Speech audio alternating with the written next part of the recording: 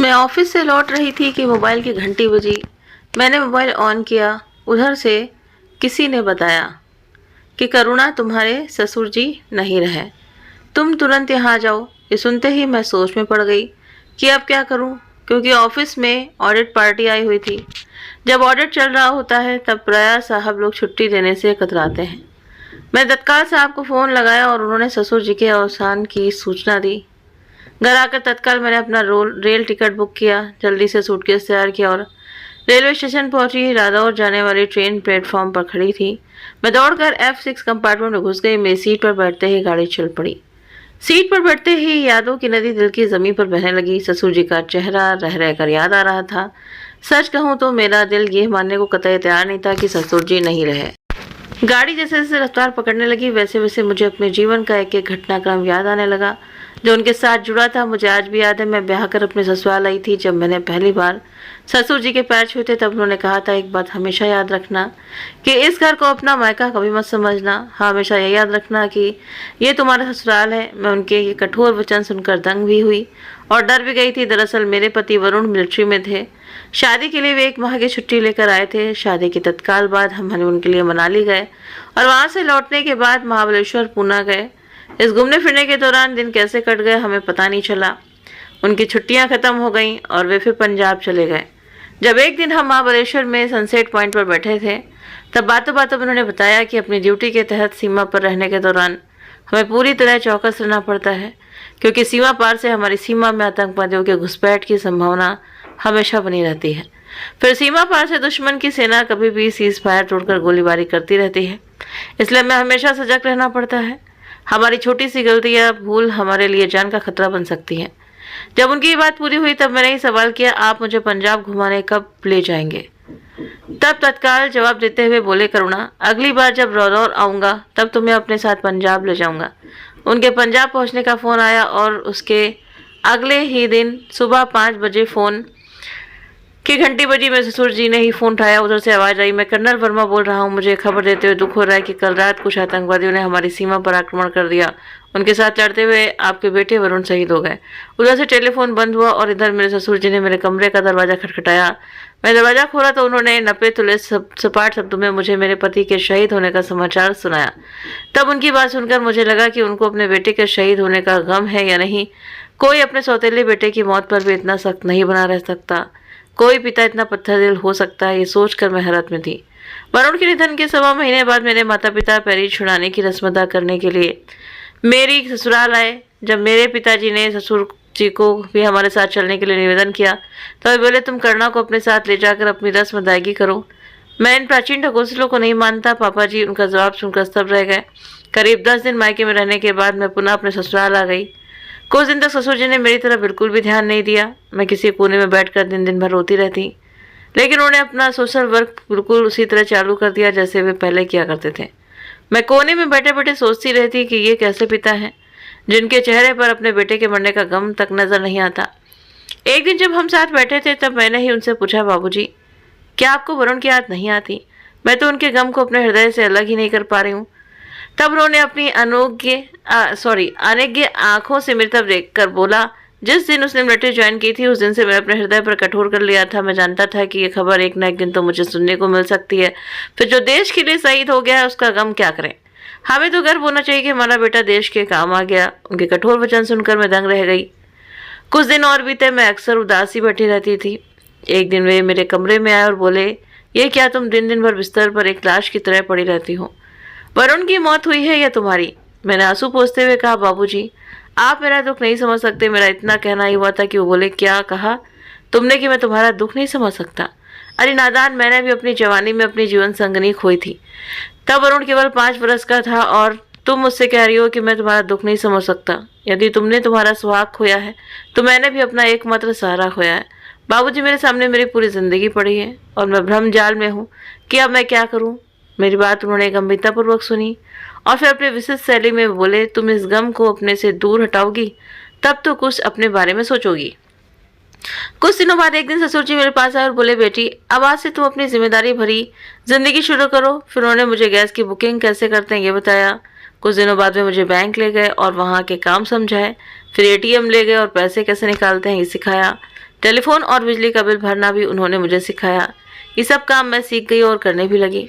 पर घर के काम निपटाने के बाद जब मैं अकेली रहती तब उदास हो जाती थी। एक दिन ससुर जी ने मुझे बुलाया और कहा, देखो अब बहुत हो गया, तुम्हारा उदास चेहरा देखकर मुझे बहुत परेशानी होती है। बेहतर ये होगा कि तुम फिर अपने मायके चली जाओ या इस घर के अलावा कहीं और रहने चली जाओ। तुम चाहो तो मैं तुम्हारे लिए कोई किराए का फ्लैट देखता हूँ या खुद अपने लिए मकान या फ्लैट देख लो।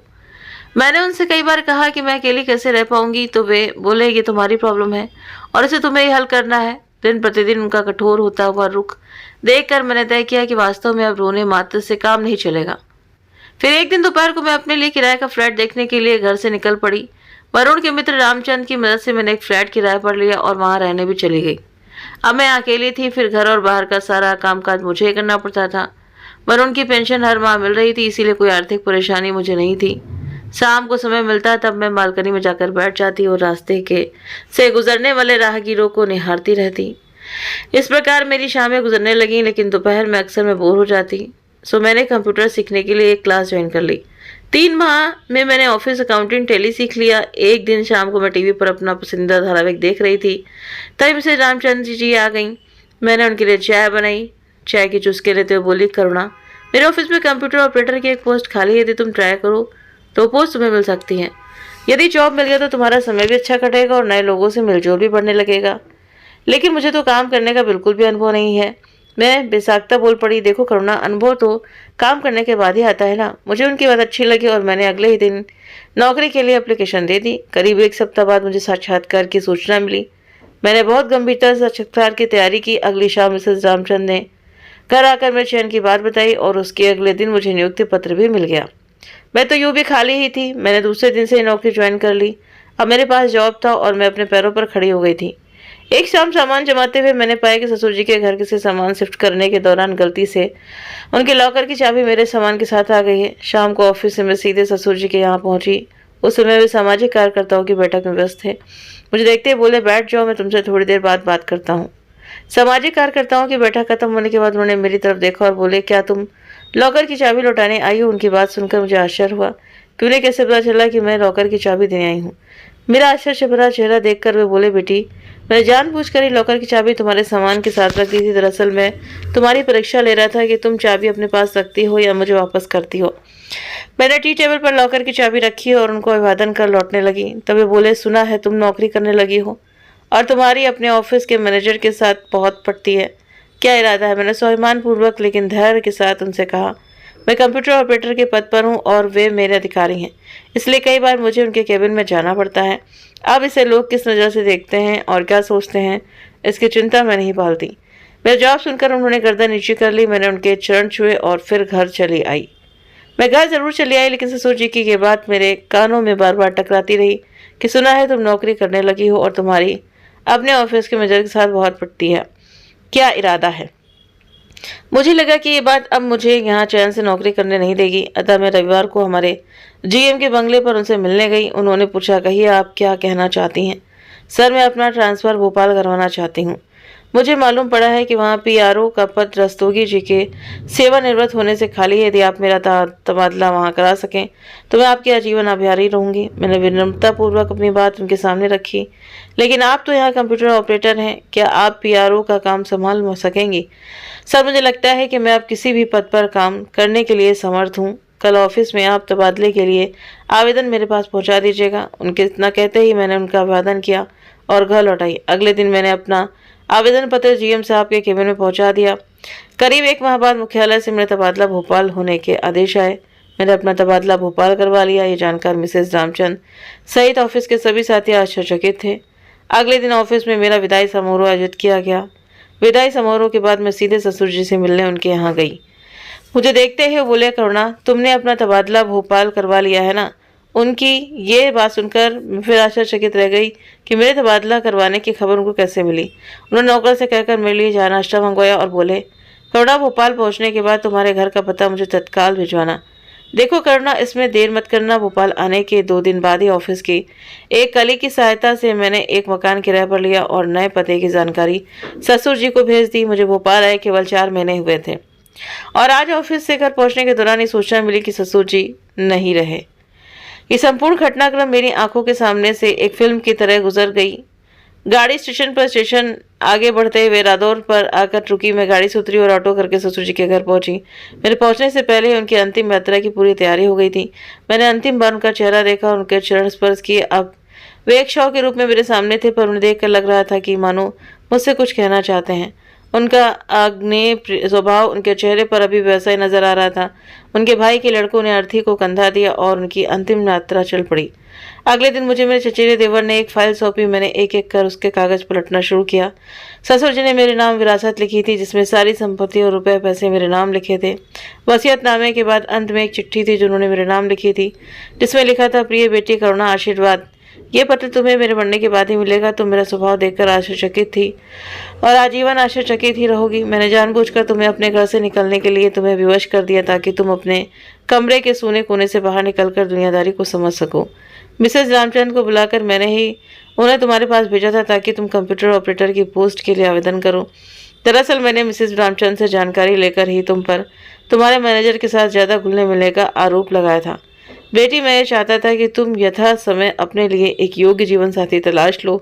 इसके लिए मुझे तुम्हारे ऑफिस का मैनेजर उपयुक्त भी लगा, लेकिन मेरी इस बात का जवाब तुमने अपना तबादला भोपाल करवाने के रूप में मुझे दिया। बेटी, जमाने के बदलने के साथ हमें बदलना पड़ता है। वैसे भी अकेली स्त्री का जीना आजकल बहुत दुश्वार हो गया है। समय रहते यदि तुम्हें कोई अच्छा जीवन साथी मिल जाए तो शादी अवश्य कर लेना। बेटी, जो मर गया उसके साथ मरा तो नहीं जा सकता ना। मुझे चिंता यह थी कि यदि तुम्हें इस कदर निराश जिंदगी व्यतीत करने की आदत पड़ गई तो तुम्हारा जीवन नर्क बन जाएगा, क्योंकि हमारे पास अथाह धन दौलत हो तो भी जीवन की खुशियाँ सिर्फ रुपए पैसे से तो नहीं मिलती। इसलिए मैं भी अपना तन मन धन सामाजिक कामों के लिए लगाता रहा। बेटी, मानव होने का अर्थ है समाज में रहना, जबकि तुमने अपने आप को एक कमरे के एक सूने कोने भर में कैद कर लिया था। अब मैं जानकर बहुत खुश हूँ और संतुष्ट भी कि तुमने जिंदगी को फिर से जीना सीख लिया है, और मैं यही चाहता था। अब जो कुछ तुम्हारा है वो इस वसीयत के जरिए तुम्हें सौंप रहा हूँ। तुम्हारा ससुर नहीं बल्कि बाबूजी। उनकी ये चिट्ठी पढ़कर मैं मन ही मन बहुत परेशान हुई और लगा कि काश मैं अपने ससुर जी की विचार शक्ति को पहले जान पाती तो उनके बारे में वो सब कुछ नहीं सोचती जो अकेलेपन में बैठे बैठे सोचती रही। उनके पत्र में लिखी इस बात कि मैं समय रहते किसी जीवन साथी को पसंद कर लूं, इस पर भी मैं विचार कर रही हूं। उपयुक्त साथी मिलने पर मैं उनकी इस बात को भी ज़रूर अमल करूंगी, और वरुण की यादें और उनके साथ बिताए गए लम्हे तो हमेशा मेरे साथ ही रहेंगे। तो उम्मीद करते हैं कि आप सभी को एक कहानी जरूर पसंद आई होगी। वीडियो पसंद आया हो तो वीडियो को लाइक करें, शेयर करें और हमारे चैनल को सब्सक्राइब करना ना भूलें। मिलते हैं आप सभी से नेक्स्ट वीडियो में नई कहानी के साथ में। Thank you.